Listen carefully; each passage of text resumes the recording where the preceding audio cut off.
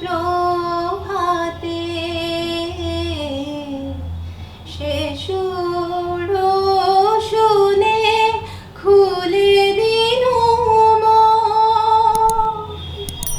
বাজলো বাজলো বাজলো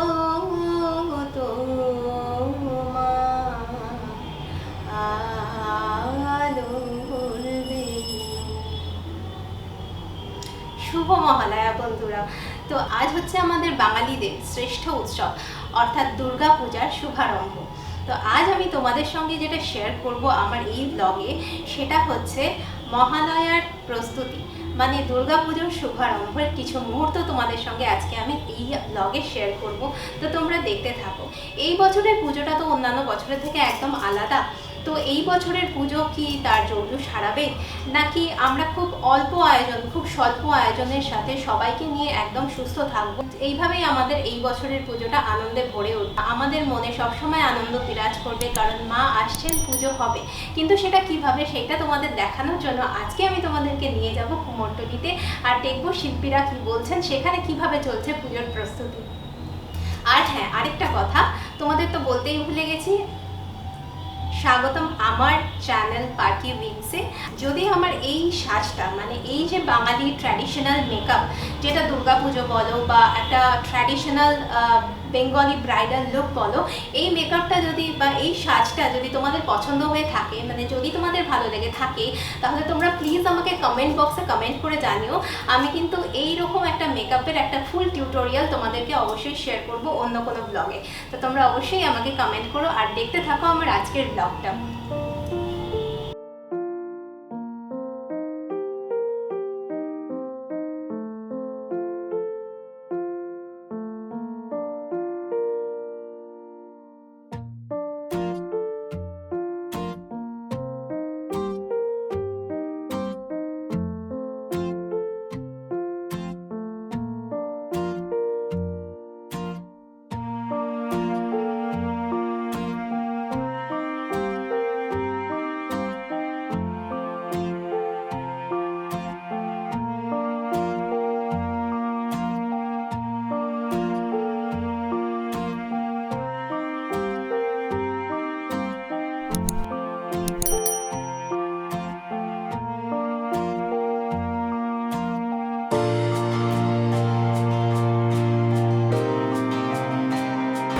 আমি তোমাদের বলেছিলাম যে তিনি আসবো কুমোরটুলিতে, কুমোরটুলি তোমাদের দেখাবো, আমিও দেখবো।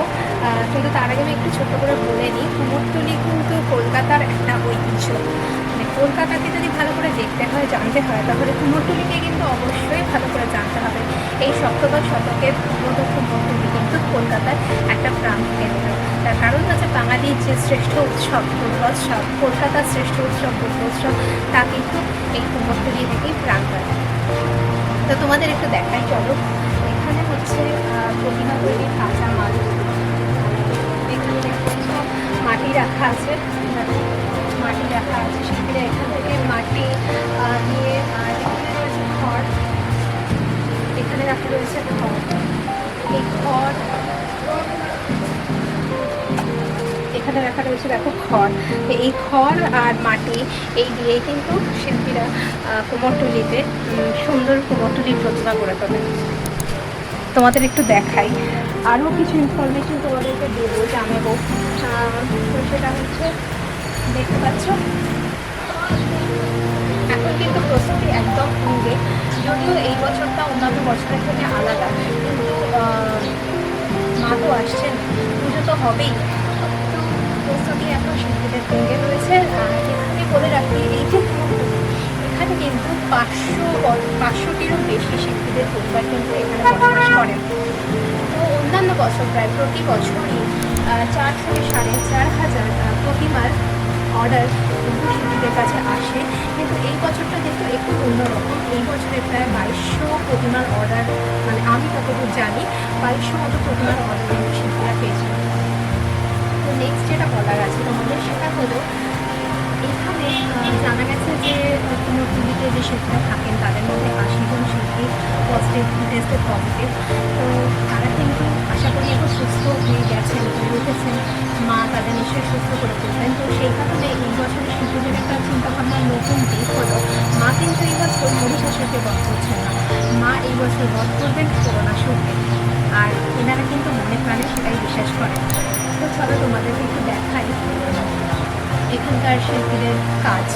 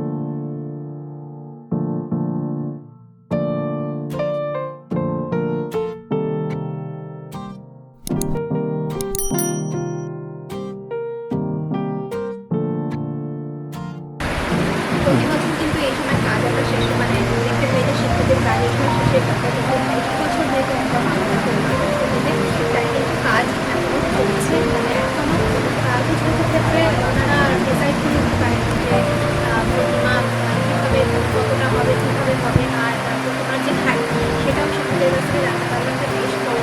আর বাজেটও প্রচুর কম, সেই কারণে সেই বাজেট অনুযায়ী শিক্ষকরা চেষ্টা করছে।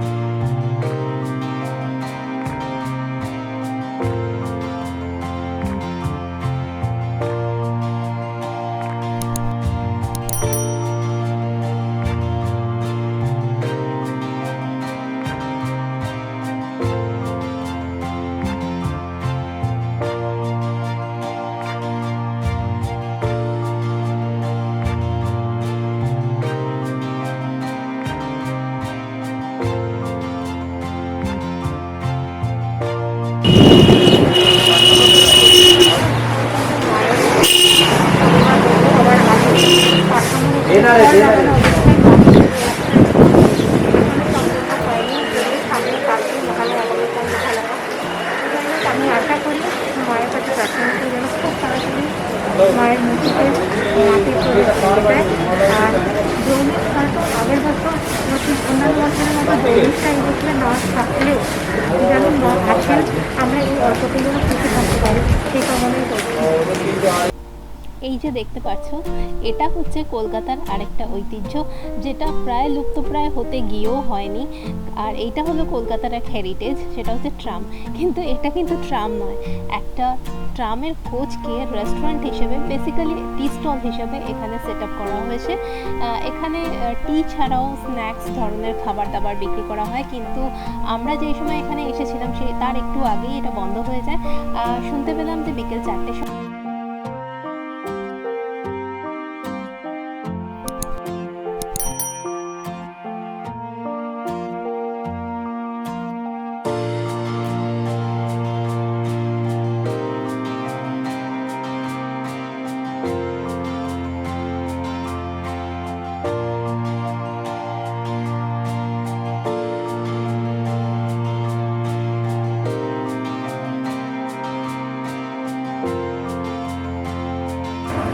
আমি এখন অনেক কষ্টে পৌঁছে গেছি বিখ্যাত প্রতিমা শিল্পী দেবব্রত পালের ঘরে। মানে উনি এখন তো এই সময় শিল্পীদের ব্যস্ততা একেবারে তুঙ্গে, কিন্তু তা সত্ত্বেও উনি যে আমাদের সময় দিতে পেরেছেন একটু, তার জন্য আমরা সত্যি ওনার কাছে কৃতজ্ঞ। শিল্পী কিন্তু এখনও ওনার কাজে ব্যস্ত, মানে ওনার নিখুঁত শিল্পে উনি এখনও ব্যস্ত রয়েছেন। তো আমি একটু ওনাকে জিজ্ঞেস করবো কয়েকটা কথা, যেহেতু এই বছরটা একদম আলাদা, সম্পূর্ণ আলাদা অন্যান্য বছরের তুলনায়। তো এই বছরে যে এই যে দুর্গোৎসব, যেটা বাঙালির শ্রেষ্ঠ উৎসব, সেটা কি একই রকম রয়েছে নাকি তার জৌলুস হারিয়েছে, সেটাই আমি শিল্পীর কাছ থেকে জেনে নেব।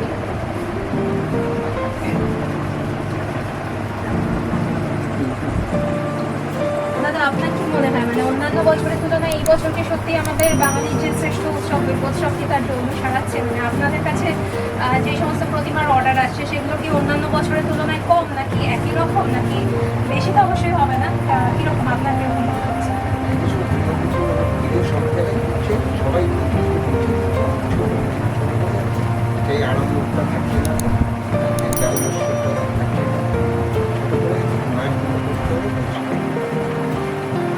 এইটা শুনে কিন্তু আমাদের মনটা সত্যি আনন্দে ভরে গেল। মায়ের পুজো কিন্তু হচ্ছেই, হতে পারে সেটা অন্যান্য বছরের থেকে তার জৌলুস কিছুটা কম, অন্যান্য বছরের থেকে আড়ম্বর অনেকটাই কম, কিন্তু মা আসছেন আর পুজো হচ্ছেই। আরেকটু শিল্পীকে জিজ্ঞেস করে নিই আরেকটা কথা, যে এই কুমোরটুলি সম্পর্কে যদি আপনি কিছু বলেন, মানে কত বছরের পুরনো? ইতিহাস বলতে গেলে আমার বাবা দাদা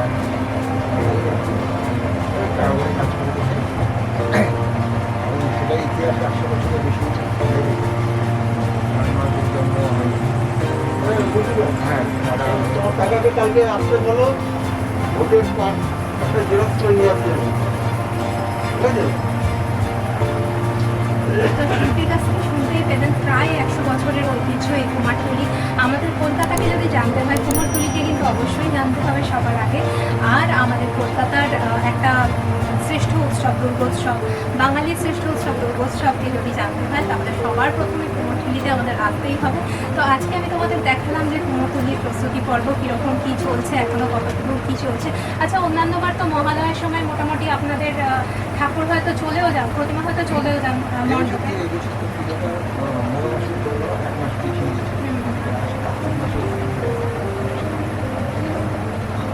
সবাই প্ল্যান্টের কনফার্ম, তারপরে এসে জন্য করোনার জন্য কীরকম সবাই থেকে পুজো হচ্ছে, সবার কাছ থেকে আশাবাদী যেহেতু আমরা সবাই শুনতে পেলে পুজো কিন্তু হচ্ছে, মা কিন্তু আসছে। দুর্গা প্রতিমা তৈরি হতে ঠিক কতদিন সময় লাগে সেটাও একটু শিল্পীর কাছ থেকে শুনে নিই, তোমরাও শুনতে থাকো। তো প্রতিমা মানে তৈরি করতে কতদিন সময় লাগে, বা আপনারা কবে থেকে তার প্রস্তুতি শুরু করেন পুজোর আগে? বৈশাখ মাসের আগে থেকে কাজ আরম্ভ হয়ে যায়। প্রতিমা তৈরি করতে গেলে লোকে এতদিন সময় ধরে একটা নিখুঁত প্রতিমা তৈরি করতে যে শিল্পীদের এতদিন সময় লাগে, তো আমি জেনে নিই যে তারা কি সেই, মানে এই যে এত পরিশ্রম, এই পরিশ্রমের মূল্যটা কি পান? দেখুন, আমরা পরিশ্রমের মূল্যটা পাই না, কিন্তু আমরা সকলের ভালোবাসা, সকলের যে সম্মান, ওনারা কিন্তু মূল্যের ওপর প্রতিষ্ঠিত নন, মানে ওনারা কিন্তু সম্মানের আকাঙ্ক্ষী, ওনারা কিন্তু সম্মানই চান। তো সম্মানটা সত্যিই মানে আমাদের সকলের তরফ থেকে এই কুমোরটুলির শিল্পীদের যে সম্মান সেটা অবশ্যই আমি দেবো। বিশেষ করে শিল্পী দেবব্রত পালের কাছে আমি এত কিছু ইনফরমেশন জানতে পারলাম আর তোমাদেরকেও সেই ইনফরমেশনগুলো শেয়ার করতে পারলাম, তার জন্য আমি সত্যিই শিল্পী দেবব্রত পালের কাছে কৃতজ্ঞ।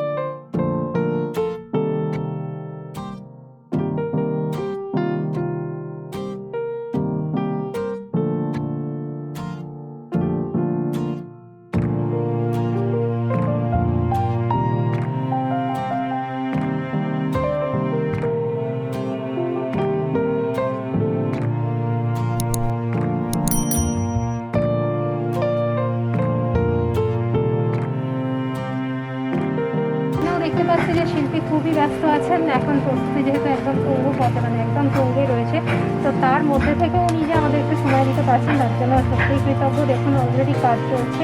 তো যেহেতু এই বছর মহালয়ার ঠিক 1 মাস পরে দুর্গাপুজো, এই সময়টা মলমাস, তো আমি একটু শিল্পীর কাছ থেকে জেনে নেবো যে অন্যান্য বছরের তুলনায় এই বছর কি মা দুর্গার প্রতিমার যে অর্ডার সেটা কি অনেক কম নাকি সামান্য কিছু পার্থক্য রয়েছে। তার আগে জেনে নেবো শিল্পীর নাম। দাদা আপনার নাম? আমার নাম হচ্ছে কার্তিক পাল, আমি কুমারটুলি মৃৎশিল্পী সমিতির সম্পাদক, সেক্রেটারি। আপনারা যে কথাটা বললেন যে অন্যান্য বছর তুলনায় এই বছর সত্যি বলতে গেলে কুমারটুলি মানে করোনার জন্য 3 মাস কুমারটুলি পুরো বন্ধ ছিল। লকডাউনের পর থেকে টোটাল মার্চ মাসে শেষের দিকে লকডাউন হয়েছিল, তখন থেকে যত শিল্পী কারিগররা ছিল টোটাল সব বাড়িতে চলে গেছে। অন্যান্য বছরের তুলনায় এই বছর কি মানে অর্ডার এবছর শুনুন, এবছর করোনার জন্য কুমারটুলিতে আপনার 3 মাস টোটালি বন্ধ ছিল, কোনো ঠাকুর তৈরি হয়নি। ধরুন বিশ্বকর্মা, অন্নপূর্ণা ঠাকুর, বাসন্তী পুজোর ঠাকুর অর্ডারও ছিল, সেই ঠাকুরগুলো লকডাউনের জন্য কোনো ঠাকুরই পুজো হয়নি, সব ঠাকুর কুমারটুলিতেই পড়েছিল। তখন তো লোকে বুঝতে পারছিল না, যাই হোক কোনো পুজোই হয়নি। তা আমাদের 2.5 মাস হলো টোটাল কুমারটুলি কাজ শুরু হয়েছে। এই অবস্থায় এখন ক্রেতারা যারা পুজো কমিটি তারা অনেকে এসে ছোট ছোট ঠাকুর অর্ডার দিয়েছে, কেউ 5 foot 6 foot 8 foot maximum 9 foot. 9 ফুটের ওপর কুমারটুলিতে কোনো ঠাকুরের অর্ডার নেই। যেহেতু এবছর করোনার জন্য অনেক পুজো কমিটি তারা এখনো পর্যন্ত ডিসিশন নিতে পারেনি, আগামীকাল মহালয়া, কিন্তু এই সময় গত বছর মহালয়ার অন্তত 4-5 দিন আগে থেকে ঠাকুর কুমারটুলি থেকে সব প্যান্ডেলে চলে গেছে, কিন্তু এবছর কুমারটুলিতে একটা ঠাকুরও ফিনিশ হয়নি, যেহেতু কাজটা শুরু হয়েছে। আর এবছর যেহেতু 1 মাস পরে মহালয়ার পুজো, যার জন্য শিল্পীরাও সময়টা হাতে পেয়েছে এবং ঠাকুর তৈরি হচ্ছে। 22 তারিখে দুর্গা পুজো, 18, 17, 18 তারিখ থেকে 1 মাস আগে থেকে ঠাকুর ডেলিভারি হবে মোটামুটি। আর দিন 15-16 পর থেকে ঠাকুরের রংচং এসব শুরু করতে হবে, আর টাইম তো নেই। তাই যাই হোক, এবার বায়নার হার খুবই কম বলতে গেলে ওই ছোট ছোট ঠাকুর যেটা 30 বছর 20 বছর আগে যে ঠাকুর তৈরি হতো কুমারটুলিতে, সেই জায়গাটা ফিরে এসেছে। এখন বড় ঠাকুর কেউ নিচ্ছে না। পুজো কমিটিরা কোনো এবার পুজো যে করছে তারা সম্পূর্ণ নিজেদের দায়িত্বে এবং নিজেদের পকেটের পয়সা দিয়ে তারা পুজো করছে কয়েকজন মিলে, এবং তারা কিন্তু কোনো জাঁকজমক পুজো করছে না। তারা দুর্গা পুজো করতে হয় নম করে, এবং পুরোহিতকে পুরো কন্ট্যাক্টও দিয়ে দিচ্ছে। আমার কাছে কয়েকজন প্যান্ডেল মানে প্রতিমার এই পুজো কমিটি তারা বলেছে যে আমরা প্যাকেজ পুরোহিতকে দিয়ে দিচ্ছি, যে 4 দিনে তোমার এই পুজো, এই খরচা তুমি আমাদের থেকে টাকা নিয়ে নেবে, সমস্তটাই তোমাকে করে দিতে হবে, আমরা কোনো বাজার মার্কেটিং কিছু করব না। আর এবার গোটা ফল দিয়ে তারা পুজো করবে, কাটা ফল কিছু করবে না, যেন কাটা ফল কেউ খায় না। এইভাবে পুজো হচ্ছে। আমি অন্য প্রসঙ্গে চলে গেলাম, কিন্তু কুমারটুলি যেটা হচ্ছে যে কুমারটুলিতে ঠাকুর বলতে গেলে এবার প্রচুর ঠাকুর কম হয়েছে। কেউ যদি 40টা ঠাকুর বানিয়ে থাকে, সে অর্ডার নিয়ে হয়তো 15টা কি খুব জোর 20টা ঠাকুর করেছে। সবাই 10টা 20টা যে যেরকম অর্ডার পেয়েছে করেছে। আর নতুন করে হয়তো কেউ ঠাকুর এখন অর্ডার নেবে কি না আমি জানি না, আবার অনেকে নিলে নিতে পারে। কিন্তু ঠাকুর এবার যদি সব পুজো কমিটিরা যদি এসে ঠাকুর চায়, ঠাকুর পুজো করতে যায়, তারা কিন্তু ঠাকুর পাবে না। কারণ কুমারটুলিতে আর সময় নেই হাতে যে 1 মাস পর পুজো, এখন ঠাকুর তো শুক্রবার ব্যাপার আছে, বললেই গিয়ে ঠাকুরটা পেয়ে যাবে এরকম ব্যাপার নেই। যাই হোক, এখন তো অনেকেই সিদ্ধান্ত নিতে পারেনি, এই মহালয়ের পর অনেকে হয়তো ঠাকুর বায়না করবে, অর্ডার করবে। তা পুজোটা স্বাভাবিকভাবে পুজোর মতো হবে, কিন্তু অত লাইট, অত জাঁকজমকভাবে যেরকম ওরা পুজো কমিটিরা যা প্রত্যেক বছর যেটা তারা হ্যাঁ সেটা কিছুই জৌলুস বলতে গেলে লাইট বলুন, হ্যাঁ প্যান্ডেল বলুন, সেরকমভাবে খুব একটা জাঁকজমক তারা করছে না। এবং তারা যে বাড়িতে 4 দিন ধরে রান্নাবান্না বন্ধ করে একটা ঘরোয়া পুজো যেরকম আবেশনের পুজোগুলো হয়, সেরকম প্রত্যেকটা পাড়ায় পাড়ায় মোড়ে মোড়ে সেগুলো হতো। এবছর সেটাও তারা করতে পারবে না, যেহেতু লকডাউনে সবাই বাড়ি থেকে হয়তো বেরোবে না, আসবে না। আর পুজো হয়তো হবে, কিন্তু পুজোটা এবার সাধারণভাবে পুজো হবে, কোনো মানে এই যে কম্পিটিশন সেসব পুজো এবার আর হবে না। তাহলে দেখতেই পাচ্ছ, মানে শিল্পীর কথায় যদি এখনো পর্যন্ত আপনারা কেউ বা তোমাদের মধ্যে কেউ, মানে যাদের বাড়িতে পুজো হয়, ছোট হলেও ছোট প্রতিমার পুজো হয়, বা যে সমস্ত পুজো উদ্যোক্তারা ছোট প্রতিমার পুজো করবেন বলে ভেবেছেন, কিন্তু এখনো পর্যন্ত পুজোর প্রতিমার অর্ডার দিয়ে উঠতে পারেনি, তো তাদের জন্য শিল্পী তো বললেনই যে প্রতিমা গড়ারটা একটা টাইম আছে। যেমন মাটি দিলে মাটির প্রলেপ যে লাগানো হয়, তারপরে সেটাকে শুকোনোর জন্য তো কিছুটা সময় লাগে, তো তার জন্য তো শিল্পীদের সময় দিতেই হবে। তাই যদি আপনাদের কারোর এখনো পর্যন্ত অর্ডার দেওয়া বাকি থাকে, তাহলে আপনারা এর মধ্যেই, মানে যত তাড়াতাড়ি সম্ভব সেটা শেষ করে ফেলুন অর্ডার দেওয়ার কাজটা, তাহলে শিল্পীদেরও সুবিধা হবে, আপনাদেরও সুবিধা হবে। তো আরেকটা প্রশ্ন আমার শিল্পীকে করার আছে, যেটা হচ্ছে এখন যে প্রতিমায় শেষ যে টাচ রঙের কথা বলছি, যে রং ওনারা ব্যবহার করেন, সেটা কি পরিবেশ বান্ধব, বা কী ধরনের রং ওনারা ব্যবহার করেন সেটা তোমাদের সঙ্গে শেয়ার করে নিচ্ছি মতামত। যে রং ব্যবহার করেন সেটা আমরা যে রংটা ব্যবহার করি, সেই রংটা আগে যে একটা রঙের মধ্যে শিশে থাকতো, শিশে যুক্ত রং, সেই রংটা ব্যবহার হতো, এবং তখন সেই রংটা ঠাকুরের গায়ে লাগানো হতো। এবং ঠাকুরগুলো বিসর্জন হওয়ার পর, এই ঠাকুরগুলো পুজো হওয়ার পর ঠাকুরগুলো সব গঙ্গায় বিসর্জন হতো। গঙ্গায় বিসর্জন হলে সেই ঠাকুরের যে মাটি বলুন, সেই রং সব কিন্তু জলের সঙ্গে তখন মিশে যেত, এবং জলটা কিন্তু দূষিত হতো, গঙ্গার জলটা দূষিত হতো। তাই গঙ্গার জল যাতে সেন্ট্রাল গভর্নমেন্ট বা রাজ্য সরকার সবাই মিলে যে গঙ্গার জলটা যাতে দূষিত না হয়, গঙ্গার জলটা আমরা পান করি, এটা যে আমাদের পানীয় জলের মতো ধরে নিত, গঙ্গার থেকেই ফিল্টার হয়ে আমরা কিন্তু এই জলটা খাই, যাতে এই জলটা যাতে দূষিত না হয়, গঙ্গাকে বাঁচাতে হবে।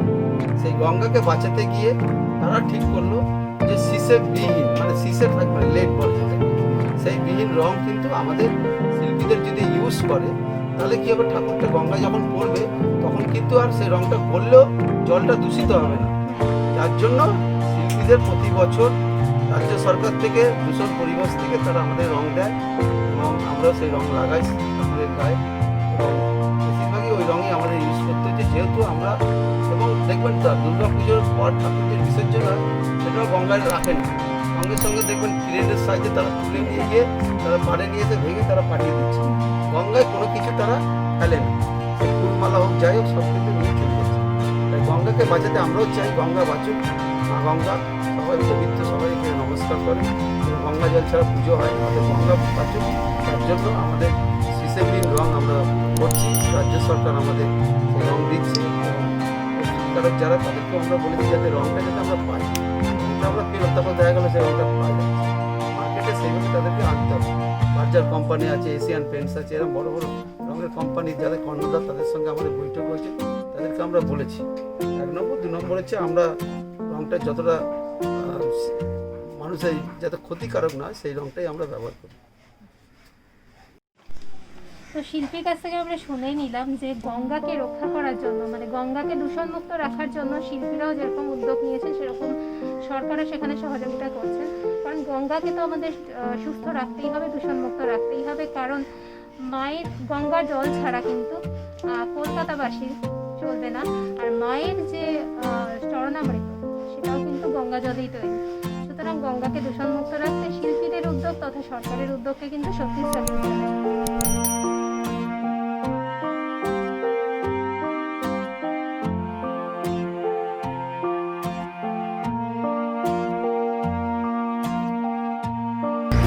যতই ছোট হোক, আগমনই কিন্তু শুরু।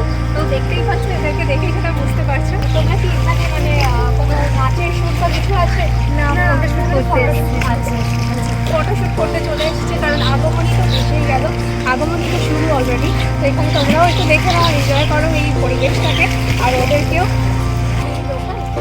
হ্যাঁ, আমরা লোকাল বলতে তো আচ্ছা আচ্ছা আচ্ছা, উল্টো না, আচ্ছা আচ্ছা। Happy Durga Puja!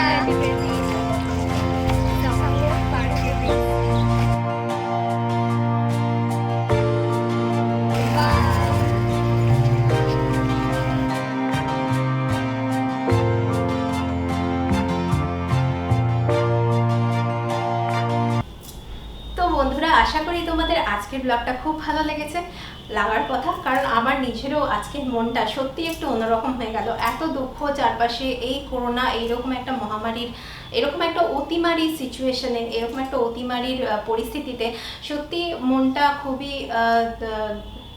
খুবই ভারাক্রান্ত ছিল। কিন্তু আজকে কিন্তু এই কুমোরটুলির শিল্পীদের কাছ থেকে ঘুরে এসে মায়ের আগমন সম্পর্কে একটু জেনে আসতে পেরে সত্যি কিন্তু মনটা অনেক ভালো লাগছে। আর সত্যি মনে হচ্ছে একটু পুজো মানে দুর্গা পুজো এসে গেল। তো যদি তোমাদের আজকের আমার এই ব্লগটা ভালো লেগে থাকে তাহলে প্লিজ লাইক করো, শেয়ার করো, কমেন্ট করো অবশ্যই। আর যদি আমার অন্যান্য ব্লগগুলো, এই ব্লগটা তোমাদের ভালো লেগে থাকে তাহলে প্লিজ সাবস্ক্রাইব করতে ভুলো না আমার চ্যানেলটাকে, প্লিজ।